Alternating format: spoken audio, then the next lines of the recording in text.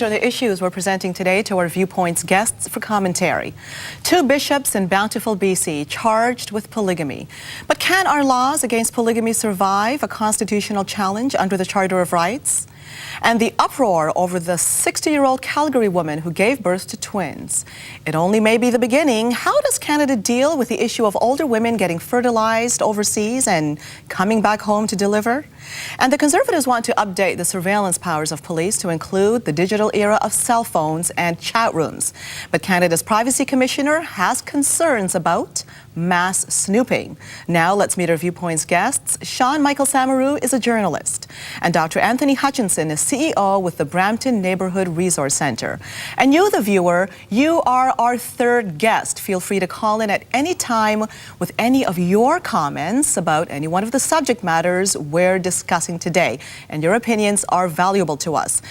Now, the first subject that we're talking about, okay, you've all heard about it. It's what's going on down in BC, in Bountiful, where there's a Mormon sect there, and 2 bishops have been charged with polygamy. Now, the article that we're referring to here that's another article that we'll be talking about, because it's a supplementary one to the one that we're talking about, that police are actually seeking a man that was allegedly married to 14 wives. But the one that we're talking about, it was written by Ian Hunter of the National Post. This guy's a professor of law at the University of Western, and he entitles his article, "The Erosion of Marriage." He's saying that according to our laws here in Canada, polygamy is against the law. But can polygamy really stand up to our Charter of Rights and Freedoms, given that we've already seen a change in the definition of marriage between, traditionally, we're talking some, 20 centuries now of marriage between one man and one woman? Well, it's changed to include possibly 2 men and 2 women. So when you look at what's right for one, then obviously the big question is, what about this pair in Bountiful, these 2 bishops? Is it not and should it not be their right to marry how many wives they choose? And what about if you happen to be a Muslim watching and you happen to believe in having a harem? Should it not be your right, according to your religious rights, to have that changed in your favor? And that's what we're talking about today. We want to hear your views on that. I'm going to start with you on this one, Dr. Hutchinson. I think you have to look at law. Law is a very arbitrary thing. It's not something that's grounded in justice. It's grounded in who has the power to make laws in our society. Politicians. Absolutely, and lawyers. And so therefore, I think we have to consider that context. In the same time, we have to look at what are the traditions of our particular country versus other countries. The fact is that when we look at polygamy as a normal kind of activity, it's in a lot of other countries, and it's been around for ages on ages. There's evidence of polygamy by very respected people, King David from the Old Testament, Solomon from the Old Testament, and so forth. I guess what my contention would be is, isn't it bad enough to have one partner and have the misery of one partner? But, you know, I would say anybody who wants to have multiple partners, I think when we look at Islam, for example, it's all about, you can have more than one wife, but you must treat them all equally. And trying to treat more than one mate equally in an economy like we have today is probably a pretty big challenge. So I think that there's definitely validity to it. I think that we have to look at religious rights and freedoms, but at the same time, we have to look at laws and the arbitrary nature of laws. But we have to say, is maybe polygamy right for the Canadian tradition? And we're going to have to get used to this. Hey, what were you given an award for? The Citations for Citizenship. There you go. Hey, we're a multicultural society, and we're going through a lot of changes. Let's face it, we'll have to see what happens here. Sean, your opinion on this? Yeah, we are going through a lot of changes, and the thing is, we need to be careful that those changes don't harm the integrity of our society, the strength of our society. And the strength of our society is wrapped up in families. The traditional definition of a family: a mom, a dad, and children. And when we start changing that, then we run into problems, all kinds of social problems. As we have seen in Bountiful itself, in BC, there are many people who came out of that kind of arrangement, children who had no say in the kind of lifestyle they were born into, but they came out of it, and there are endless stories of people who came out of polygamous families, and they're very, very traumatized. And society has to bear the responsibility of bringing them back into a normal situation. We're really playing with something unknown here, because let's face it, the fact is we went ahead and we changed the definition of marriage, because in Canada now, same-sex marriage is now recognized. When you look at it from the context of people wanting to have more than one spouse, and we're saying here more than one wife, but who's to say someone's not going to come up and say, look, what about my right? Not necessarily under freedom of religion, but even your personal right to have more than one husband.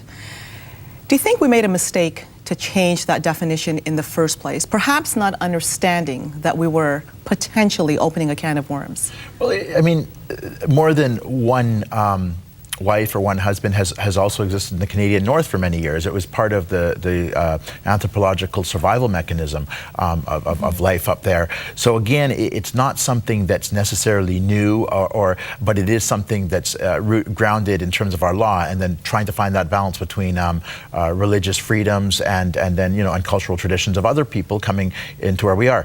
But I think one of the things that we have to understand about Bountiful may not be the polygamy debate that is going on, and that's an important debate, but it was the abuse of children. Yes, definitely. That's what we really have to look. Yeah, absolutely. That's what we have to look at. When people have children, it comes with responsibility, and unfortunately, as a society, when we look at some of the struggles that youth are going through in our society, we have to say that it's easy to have children, but in terms of rearing them properly and loving them and providing for them in the way that we should, we have over 30% of the children across our country who are still living in poverty, and those are the kind of questions we have to address. There are those who do argue that when you start messing with the traditional definition of marriage, that you're messing with children's rights, because if you look at the nature of things, it takes one man and one woman to have a child. And yes, there are those that argue about adoption, and there are those that say, what about those that go through with in vitro? We know this. But still, the whole adoption mechanism historically has at least mimicked the one man, one woman, the differences between men and women in bringing up children. How do you feel about that one? Well, again, I mean, we look at gender roles and social roles. They're again grounded in cultural mores, cultural traditions from country to country. The fact of the matter is, what's ultimately important is how well are we truly loving our children. You hear a lot of parents say, "Oh, I love my kids," but you wonder when you actually see how they engage with their kids. I deal 35,000 children and caregivers in Brampton Neighborhood Resource Center, and so we're able to facilitate positive child caregiver relationships. But why is there a need for that in our society? It's obvious because a lot of parents need help and a lot of support to properly engage with their kids. The fact is, you need a license to fish, you need a license to drive, you need a license to do a lot of things in our society, but anybody can have kids, and unfortunately a lot of those kids end up in our social welfare system. Okay, I want to hear what Rob on line 4 has to say. Rob, you're on the line. Go ahead, Rob. Yeah, I think all this, stems back to God, that even the abortion issue, this double marriage thing, and men with men and everything like that.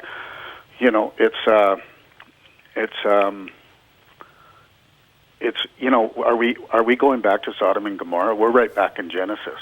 Okay, Sean, can you reply to that? Thanks, Rob, for calling in. What's your feedback there? I think when we reduce things to just the religious or the cultural, what we're doing is putting everything into a niche. What we have to realize is we're a society of human beings, and there are certain fundamental human characteristics that we need to recognize as a human society. It's not about a religion, it's not about a culture, it's not about some niche that you were from a different culture or something like that. We need to realize we're human beings, and we have certain fundamental needs and certain fundamental ways of being. And as human beings, we need to address these things as human beings. The fundamental question, I think, is this lifestyle good for you as a human being? Yes. And as Dr. Hutchinson was saying, and I'm going to ask you that as well, you have to assess and look at it that with consideration that this goes on in other societies and other cultures. So is it acceptable for Canada? What's your opinion on that, Sean? Okay, I would address the question this way. I would ask a different question. Is it good for every single individual as a human being in Canada, including our children, including the parents? As a society, the very integrity, and when I use the word integrity, I mean the strength of our society. How strong are we as a civilized, developed nation, as a light in this world, which is what Canada is. We're not talking about the cultures where there are social norms that are affecting those societies negatively. We're talking about Canada. Canada has led, in a lot of ways, human civilization today. And the new things that are happening, the new cultural norms and all those things and new laws, we have to ask one fundamental question. Is that good for every single person who is in Canada? Is it good for a human being? Now I realize, and you said this, Dr. Hutchinson, that when you look at family structures, there's no doubt you're going to see marriages where there is a man, there is a woman. Both of them might be alcoholics. One might just be finding another partner here and there, be a partial parent. We know this is going on. Sure. But when we look at the model I'm talking about of one man, one woman as a traditional definition of marriage, do you, Dr. Hutchinson, have an issue with that model being changed here in Canada, particularly in the sense here that we're discussing polygamy? I have. Or do you think, what the heck? Yeah, no, I believe in the values and the traditions that on which Canada was founded, and Canada was founded within a certain religious paradigm. And I think if you go to any other country, you would have to abide by the traditions of that religious or cultural paradigm. I think Canada is one of the few countries in the world, probably the only country in the world, where we don't have that framework in place. And I think that's a little unfair for us in terms of what does it truly mean to be Canadian. Obviously, people come here. I celebrate people who bring with them their culture, their food, their music, their clothing, their language. I celebrate all of those things, and I think it's tremendous. But Canada must still, at the same time, have its own identity of what it means to be Canadian. Well said. And I think that we need to look at our founding fathers, the mission and the vision that they made manifest in our Constitution in 1867, and just read what's etched in the walls of Parliament. And I think that's what it means to be Canadian, and that's what every person who comes to this country and wants to call it home should adhere to. Well said, well said. Before we go for a break, we're going to go now to Carrie on line 5. Hi, Carrie, you're on the line. Oh, Christine? Yes, Carrie, go ahead. Yeah, I'm a little nervous. I couldn't agree more with what that fella said, because, look, people that come to our country, Christine, why do they come here and they leave their country? It says a lot about their laws and their ways. They come here and then they want to bring them. Carrie, what you're saying is, it's well taken. It's a very good point, because we're going to go for a break now, actually. There seems to be, and I want you to entertain this thought for a moment and give me your feedback on it. What Dr. Hutchinson said, he talked about a paradigm. Nobody's saying that you come to this country, we're going to ram Judeo-Christianity down your throat, and you have to practice the letter of the law when it comes to religious doctrine. But in terms of the tenets, in terms of the foundation of our country, there's a lot to be said about that. And as well, what you were saying, Carrie, I'd like to know your thoughts, more of you. We're going to go for a break. We'll be back after this. Stay tuned.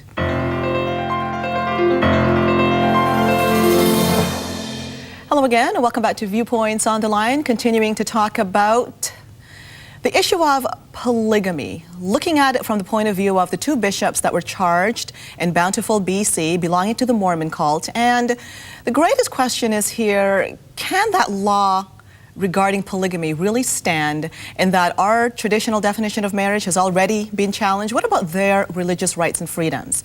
We're going to go to you now on the phone lines. Alan on line 3 from Alberta. Hi, Alan, you're on the line. Go ahead, Alan. Hello? Hi, you're on the air. I am there, but you're talking different to the, okay?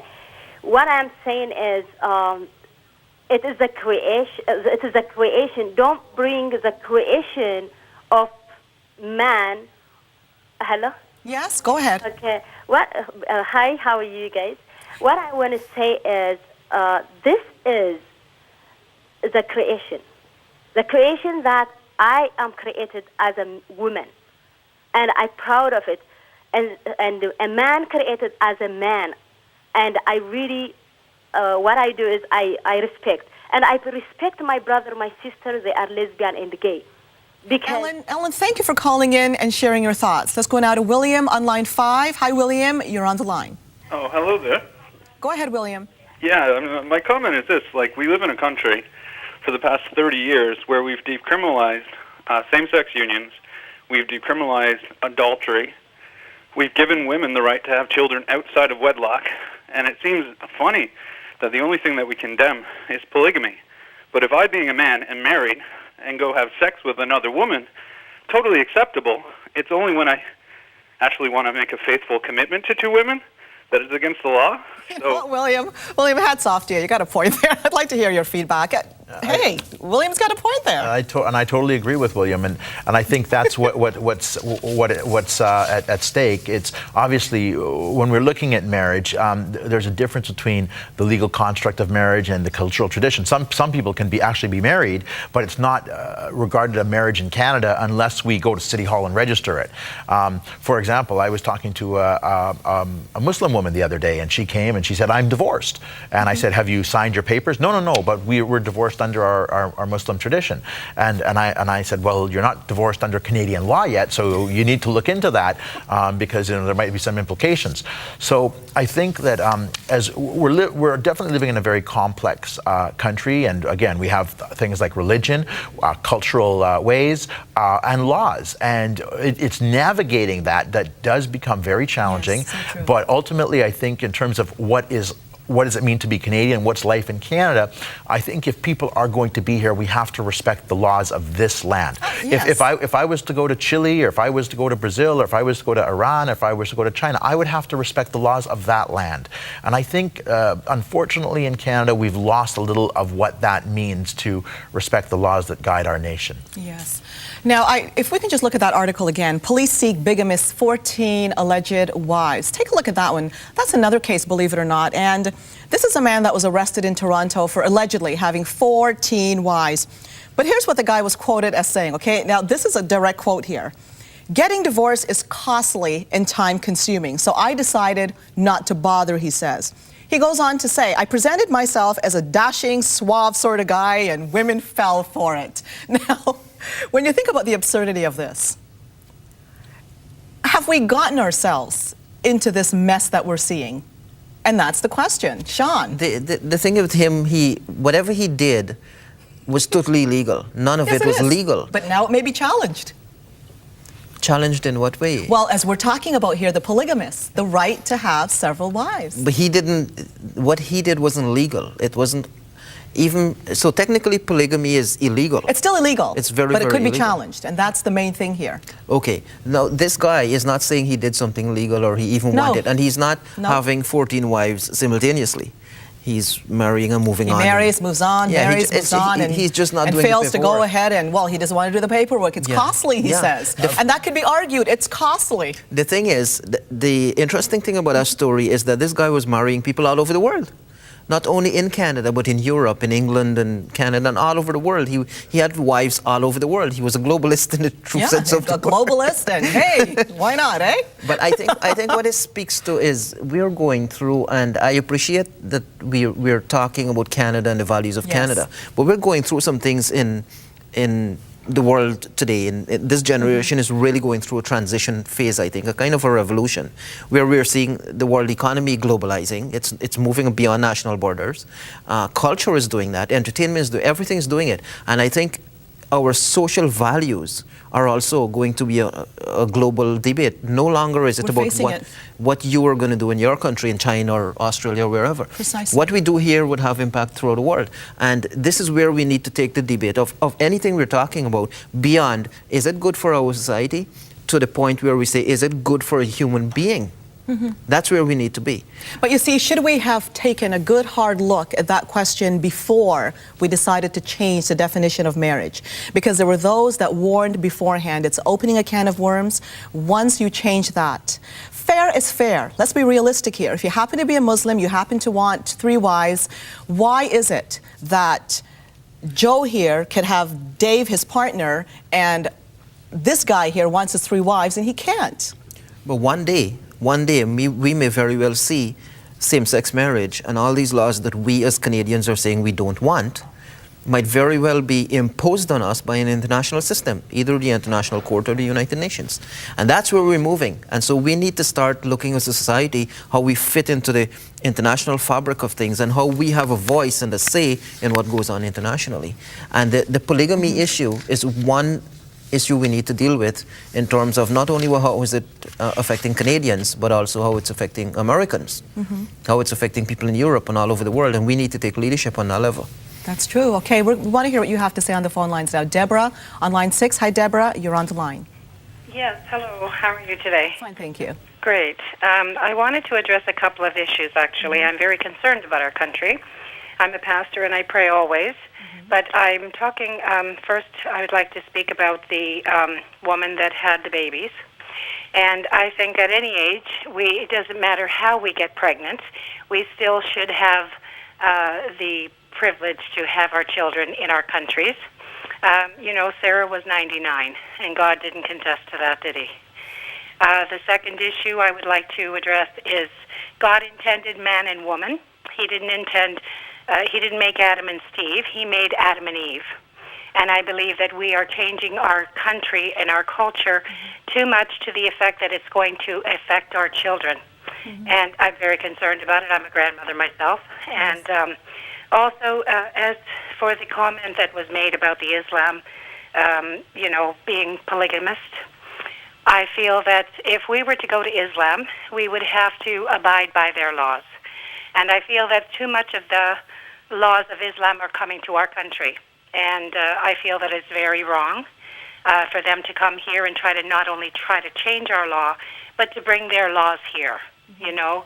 And I feel that it is not right for a man and a woman to have more than one partner, as God intended it also, and that we should keep it the way God intended it, because Canada is a God-based country. Deborah, your points are well taken, but there's one thing I want to make clear here. As far as I know, and I know that I've seen a report, the Toronto Sun had it, where there are actual cases of some Muslims, again, not all, and not a whole lot of them, some, bringing in more than one wife, and some of them even claiming benefits for these wives, and that's being investigated, it's being looked into.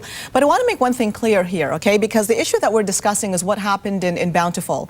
The article that we're addressing here was written in the National Post examining maybe we should have thought twice before we decided to challenge the traditional definition of marriage, because it's under our rights and freedoms of religion.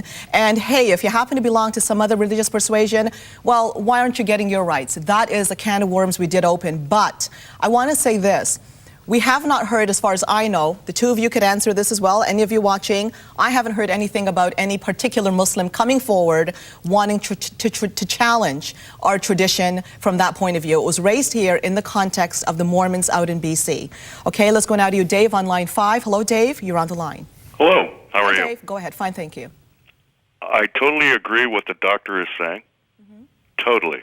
What I believe in, I honestly believe that Canada has lost its heritage. Now, I'm under the understanding, correct me if I'm wrong, that when you come into this country to become a Canadian citizen, you swear your allegiance to Canada. Now, if I was to go over to another country and get away with half of the things that people get away with, I'd probably be put in jail. You got a great point, Dave. And another thing I want to make clear, too, and I'd like the two of you to respond to this. There's a huge concern from you that call in on a regular basis when we discuss these issues regarding immigration, the ramifications of what's called reasonable accommodation. I know it stirs you out there, and it should. But what you brought up, Dr. Hutchinson, was it's twofold. It's not only applied to immigrants, it's also applied to the traditional definition of marriage, which wasn't challenged by immigrants, by the way, in the first place. So we're looking at a foundation of our Judeo-Christian roots based on what our fathers of Confederation brought here, and this is being eroded. And there are those who are tired from the religious perspective and even from the immigration perspective in seeing that. Want to add anything in, Sean? You're totally right. I mean, the erosion in the marriage laws had nothing to do with immigrants. Immigrants didn't do it. And the push for same-sex marriage is more, I wouldn't limit it to an immigration issue, because it's not imported into Canada. It's totally homegrown. It's homegrown, as you put it, Dr. Hutchinson. Yeah, so the erosion of Judeo-Christian values is something that a lot of traditional Canadian families have moved away from the church, have moved away from Judeo-Christian values. In fact, a lot of the churches are filled with new immigrants today. So when we look at the social norms, the more conservative people are actually the immigrants. Well, it's interesting what you're saying there. It's so true that the immigrants, in other words, are coming here and they're embracing the Judeo-Christian roots. Yes. Well, I think one thing you want to consider is I work Not with all, I work with about over 50,000 newcomers to Canada. Yes, you in Brampton, do. And once again, tell us about your award, Dr. Hutchinson. I mentioned it in passing, the citation for citizenship. And congratulations on that. And in terms of promoting integration, adaptation of newcomers to be, productive and healthy members of our society. One thing, my experience with the majority, the significant, overwhelming majority of newcomers is that they hold very steadfast family values. They uphold traditional views of marriage that are consistent with our Canadian foundations and norms. As a matter of fact, the changing of the traditional word marriage basically came from the same-sex community, which is one segment of our society. And so as we're pushing towards that, we have to understand maybe that was a wrong path to go down. I was all for supporting the term same-sex union or same-sex cohabitation or something.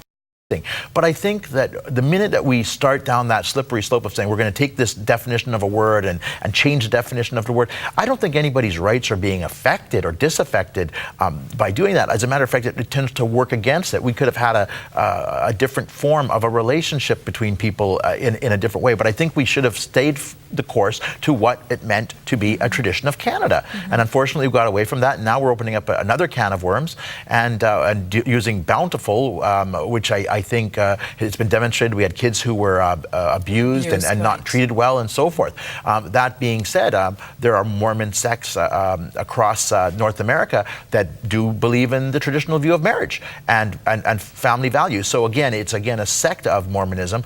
And so there's certain things that, again,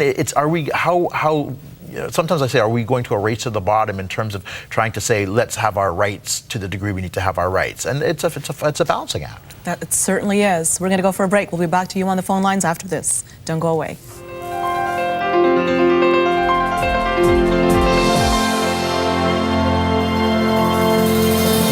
Hello again, and welcome back to Viewpoints on the Line. Straight back to you now on the phone lines. Max on line 6. Hi, Max. You're on the line. How are you? Fine, thank you. I have a comment. I agree with the doctor about how new immigrants or new Canadians that come here have to abide by Canadian laws and Canadian traditions as well. But at the same time, I do believe that cultures evolve over time, because if you look at the city of Toronto, the demographic of the city has changed in the last 20 years. And so, yeah, that's... and the other thing would be the role of, as we say, religion in here. It would be...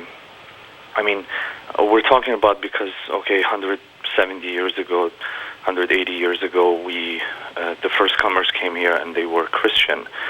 So is it based on whoever came first here, then, they're going to be the driving where the culture should go? Or are we going to be accommodating people? And, I mean, we expecting them to come here, but at the same time, we're going to tell them, this is how it's going to be. And Max, they come here for a reason. I want Dr. Hutchinson to respond to Max, since he was referring to your earlier comment. Yeah, well, I appreciate Max's comment, and he's quite accurate. Cultures do, and they should evolve. Yes. But, look, let's make no bones about it. This land was the homeland of Aboriginal peoples, First Nations people. They had their cultural traditions and ways of life. It was then colonized.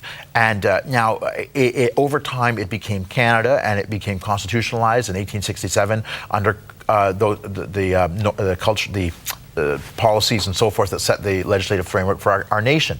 So I think obviously that has its own contentions and ball of worms to address. But in terms of where we are now, we do have our laws, and our laws are meant for the betterment of society. What shapes a culture? Language or which are laws, or does culture shape language? And I think there's a reciprocal relationship. We can look at Noam Chomsky's work to deal with that. But I think at some point we do have to say we can gradually look at changing definitions and laws and so forth as we modify as a culture. But at the same time, I think we have to not just do it based on a special interest force, because you can open up, you can do serious harm and damage to the overall culture. You used a very key word earlier, and that was the word paradigm, that our founding fathers It was built on a paradigm. A lot has changed since the days of our founding fathers with the immigration that we've seen in our country. But we have certain laws. Again, I want to reiterate in case you tuned in later, we're not talking about or advocating shoving a religion down anybody's throats. In fact, we pride ourselves as Canadians to actually allow any religion to come here and practice their faith. But when it comes to the laws, it's founded on something. And there's a reason why people are leaving their country of origin to come here in the first place. Let's go now to Anna on line 3. Hi, Anna, you're on the line. Hello? Hi, go ahead, Anna. Marina. Sorry, I'm Marina. Yes, go ahead, Marina. I have comment. I'm immigrant in this country, and this country is paradise for everybody who wants to work and live. But once you come, you really need to obey the law. My opinion, the politicians, when they get the power, they're changing law so easily to get the votes.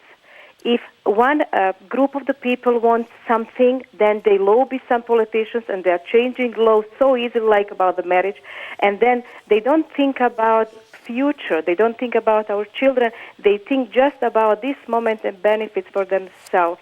I think the people who comes in this country, they need to obey the law, but the law needs to be reflecting the Canadians' lives, not the lives who comes. You have to accept and don't come. Well said, Anna. Well said indeed. Now, on that note, okay, and this takes us straight into the other topic that we want to discuss. Take a look at the headline.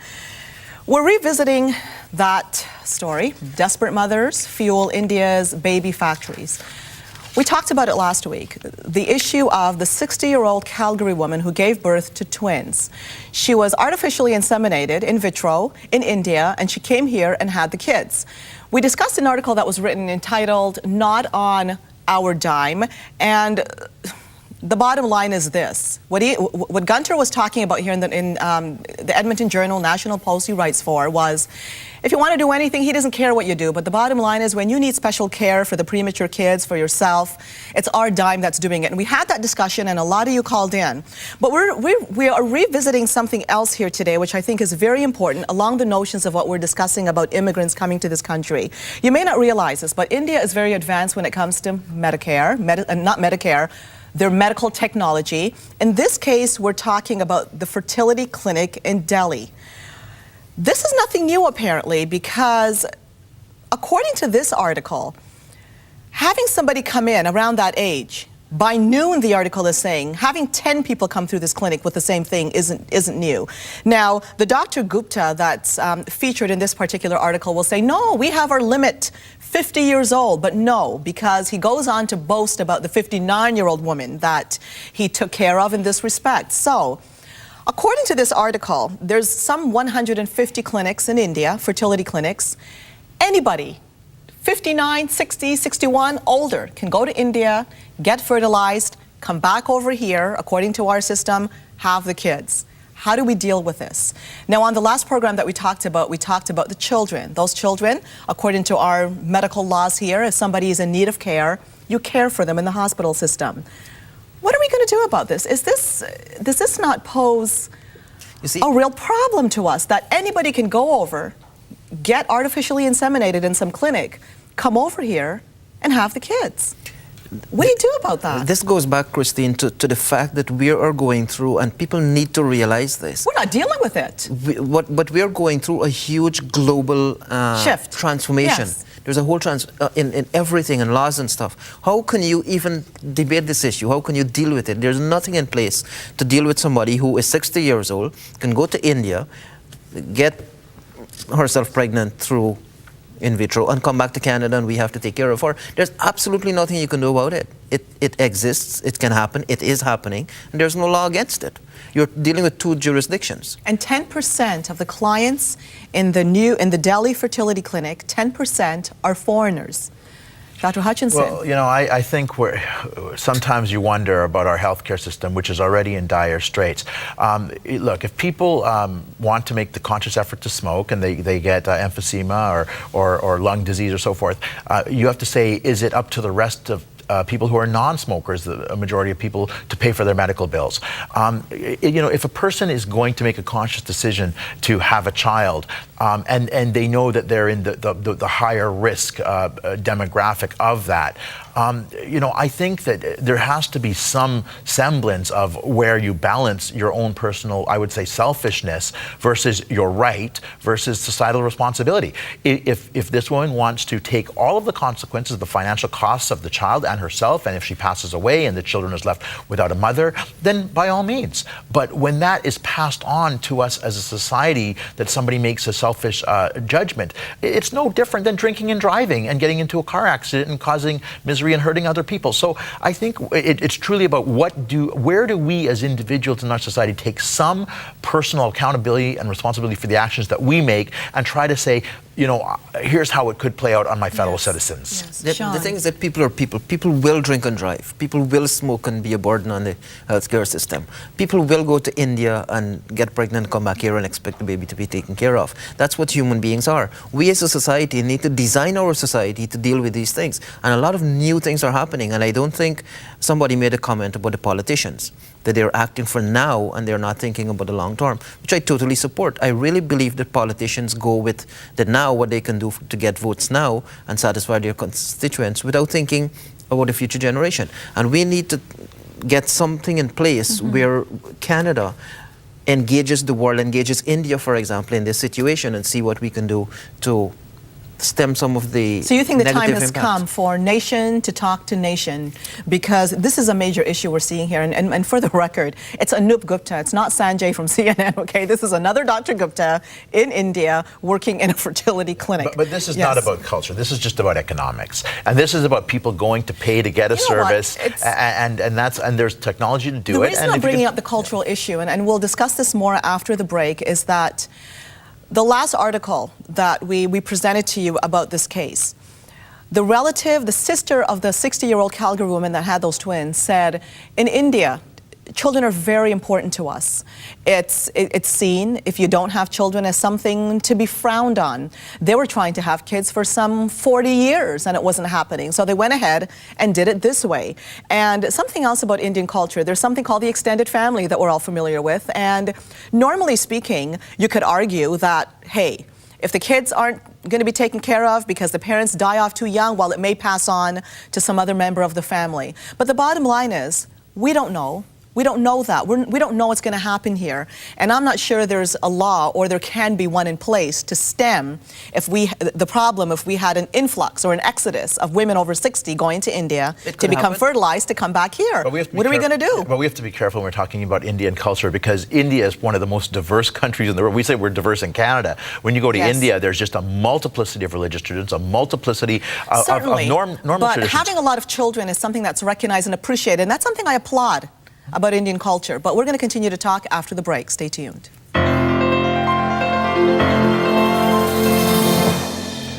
Hello again, welcome back to Viewpoints on the Line. Continuing to talk about the second story that we have here about, well, there you have it. Desperate mothers fuel India's baby factories. And as you said, Sean, we have no system in place here. If we happen to have an exodus of people postmenopausal, going to India or whatever country that provides the fertility treatments, getting treated there, coming back here for care for themselves and their infants, our hands are tied. That's the bottom line. You see, even the first issue we dealt with, which was the situation in Bountiful, BC, with the polygamy situation, a lot of it actually came from the U.S., out of the Mormon Church, and were imported into Canada a long time ago, but it happened here. So when we try to deal with these issues, and this woman who went to India and got pregnant at 60 years old, when we try to deal with the issues on a national level, we will fail. Because it's international. It's all international. And we have immigrants flowing in and out of Canada. So this is where we need to start stepping up. And the government needs to play a role here in starting to see Canada in its place within the global fabric of nations. And every nation needs, Obama is doing it in the US right now. Every nation is starting to think globally. China does. That's where we need to step up to the plate and start doing that. Now, Dr. Hutchinson, you said something interesting before. In fact, it was during the break about those octuplets that were born in the States, and the response, unfortunately, that came from Well, like I said earlier in the show, I think we've lost the meaning of what it means to have children, and they're not possessions, they're not playthings. No. There's a lot of responsibility to come with it. Now, I'm not advocating that people should have a license before they have a child, but you definitely need a license to get married, you need a license to fish, you need a license to drive. And unfortunately, when we look at our divorce rate, 70%, and children couples, and I see this all the time with divorces, using children as pawns in divorces. One of my lawyer friends said to me the other day, the only people who get rich on a divorce are the lawyers, and basically the settlement is when the two people are equally miserable and the lawyers are as rich as possible. So I think that, as a society, we've lost what it means to be a family, to live up to our responsibility, we're running away from what it means to be just decent, functional, normal people, and that's what really needs to address. I know when I was divorced a few years ago, quite a few years ago now, maybe 15 years ago, but I co-parented with my ex-partner, and we made sure that we continued because our issues were between us, and we knew we had to do the best for our children. And so you didn't use the children as pawns. Absolutely, you cannot do that. And so unfortunately, but we look at deadbeat dads, and we look at men not paying their child support. It's disgraceful in this country, and so I think that we need to have a nation where men especially step up to the plate. If you're going to have a child, it's your child, and don't sit here and badmouth the woman no matter what you might think, because that's your responsibility.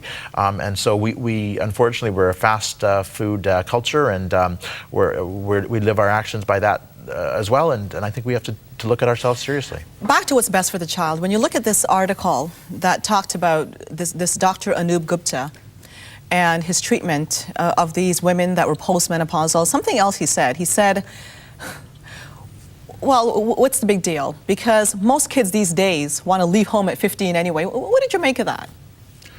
Well, again, it's kind of like you can't justify something like that to say this is a right reason to have a child at the age of 60. Flippant. Yeah, and so I would again argue that this is just it's about the economics. This is obviously a man who's practicing medicine not to help people, but to make as much money as he possibly can. And is there anything necessarily wrong with that? Well, again, but where's the social responsibility? I mean, yes. Some men or people in our society make bombs and make guns.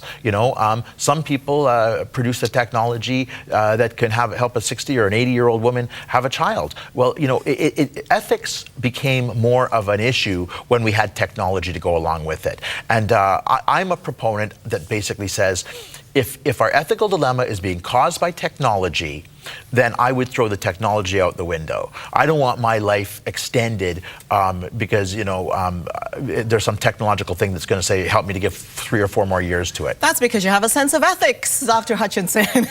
And our last topic is just going to be a short conversation about this one because it's important to know what's going on in regards to your privacy. Here's the headline: Privacy Watchdog warns Tories against mass snooping. Now, basically what the conservative, this is a bit ahead, okay? She's just, I don't want to say jumping the gun, but she's warning about mass snooping. Let's leave it at that. Because what the conservatives want to do, they just want to update their surveillance, the powers of police that they give police in surveillance when it comes to criminals, okay? Because last week, actually, the Liberals actually went through with a private members bill. One of them went through with that, and it was much the same thing. To update it, to include cell phones, emails. So suppose somebody's under suspicion for some crime, you'd have to get a warrant for wiretapping when it comes to the telephone. Well, now that's going to be upgraded to cell phones, to emails, and the question is, do you think that's a potential violation of our privacy? As you can tell, the Privacy Watchdog says, hey, we don't want to be a snooping nation. We've got to consider rights and freedoms. And she didn't get any, even from the conservatives, they understood. She had a point here. But where are we going? There's some that argue it's a slippery slope, that we don't want our privacy violated. Do you think we're in danger of that? We already have enough laws in our land that a warrant can basically access pretty much anything. And so... The ship has sailed? Yeah, exactly. So, I think this is it becomes political wrangling. I think, we had laws on our books that talked about, driving and speeding and dangerous driving, and then the politicians introduced the street racing law. I think that, it becomes political hyperbole to say that we're going to start to advance something looking at, this when we already have the laws in place. Quite frankly, when people are at work, they should be using their computers at work for work. When, if people are using on the telephone, they're taping every telephone conversation I make to a bank or anybody, they're always telling me they're taping my recording. So I know that that's already going on. It's already I don't think people realize that, you see. People don't realize about Project Echelon. You tell them that what? I mean, hey, we're already being monitored. If you think your conversations aren't being listened to and you're not being monitored, you're mistaken. I check out my neighbor's backyard through Google Earth maps. You can see down to the sandals. Yeah, you see things you don't want to see. Sean, your opinion. You got less than a minute, buddy. Okay. Mass surveillance is coming. It's not something we can do about. It's already here. We can't. Yeah, exactly. It's already here. The thing is, 99% of society has to pay for less than 1% potentially could do criminally. But I support the Privacy Commissioner totally. We need to... You got to have some restraint. It feels better, right? Well, we need a lot of restraint, and we need to proceed with extreme caution in terms of people's privacy. There's not a lot of restraints in my neighbor's backyard. No, you were snooping in your neighbor's backyard. That's all the time we have. We'll continue talking. See you again next time. I'm Christine Williamson from all of us. Thank you for watching.